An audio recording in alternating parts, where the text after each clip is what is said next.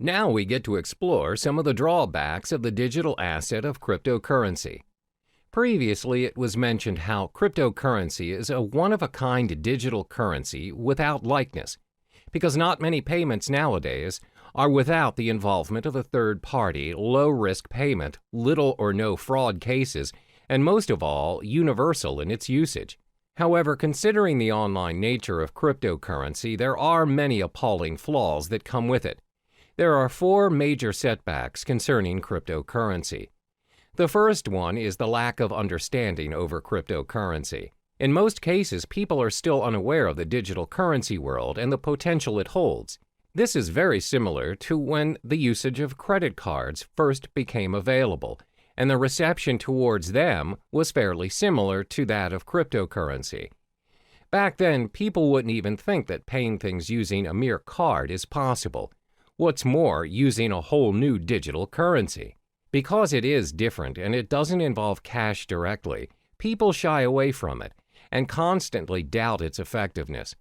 Additionally, it involves online access to make it work. The idea of paying for things or transferring money online is convenient to some, but most are still skeptical about it. In order to make cryptocurrency acceptable around us, the people need to be educated about it to be able to include it in their daily lives. One way to do this is through networking, but the fact is there are not many places online where people can learn about it. The effort to learn a whole new world of currency requires a lot of time and energy. Most would think it's not worth their time because it's not commonly known anyway. Even though some businesses are accepting bitcoins, the list is significantly small compared to traditional currencies. This is probably due to the lack of knowledgeable staff that understands the ways of digital currencies. Plus, they need to help educate their customers about it and how to use it for a smooth transaction. This again will take a longer time and effort to teach others. Another drawback of cryptocurrency would be its lack of protection and guarantee. In the case of traditional currency, there's a central bank that governs the authority on every nation's money. No higher authority can suddenly decide that they no longer want to use their country's currency to trade without protest and rejection. There are proceedings to follow, documents to file, approvals, and many other protocols to follow. However, that's not the case with our digital currency. There is no central bank who governs Bitcoin, which means no one can guarantee its minimum valuation. The value of Bitcoin, for example, will fall tremendously should a major group of merchants decide to just discard Bitcoins and leave the system. This will inevitably put other users who have invested thousands of dollars into Bitcoins into a major loss. There's no one to contact to complain about these losses or rules to help compensate them. Thus, the decentralized system of Bitcoin is what we call a double-edged sword all on its own. The next disadvantage is its technical shortcomings. When online banking made its way into our lives, there's always a risk of sudden server failure, power shortages, and even hardware lags. If it happens and you ended up getting charged but didn't receive the online movie tickets or flight tickets, you can always call back the service provider or go to the physical bank instead and declare your case. Most of the cases, if you show evidence of your payment, you'll get proper compensation or feedback. But that's not how it works with cryptocurrency. First of all, this currency does not have a bank to negotiate and help you around.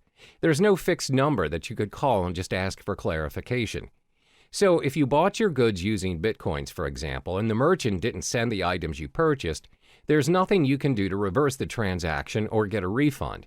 You can't complain to the police or any relating authority for that matter. Similar to data corruption or virus infections, if your hard drive crashes and your wallet file is corrupted, your Bitcoin is lost forever. There's nothing you can do to restore it, and those coins will be orphaned in the system. The last major disadvantage of cryptocurrency would be because it is still developing. When things are still developing, it's prone to many risks. There are so many incomplete features that can be improved, but it takes longer time to finalize, especially if it has no physical form. With traditional currency, despite the method of payments nowadays are done online, and without us actually seeing the physical money transferring from one account to another, at the end of the day, when you reach the ATM, you are capable of holding that cash. You can use it to buy stuff from the stores, physically and online. That shows how developed our traditional currency is. Since cryptocurrency doesn't have any physical form, its usage is obviously restricted. It must always be converted to traditional currency to enjoy its worth. According to studies, there was a time when there was a proposition to store Bitcoin wallet information on cards. However, there is no consensus nor continuation of the proposal. Most probable reason would be because merchants find it unfeasible to support all the cryptocurrency cards. There's no system for an immediate payment using the cards. Thus, users are forced to convert it into real money anyway. As you can see, there are 4 disadvantages of cryptocurrency.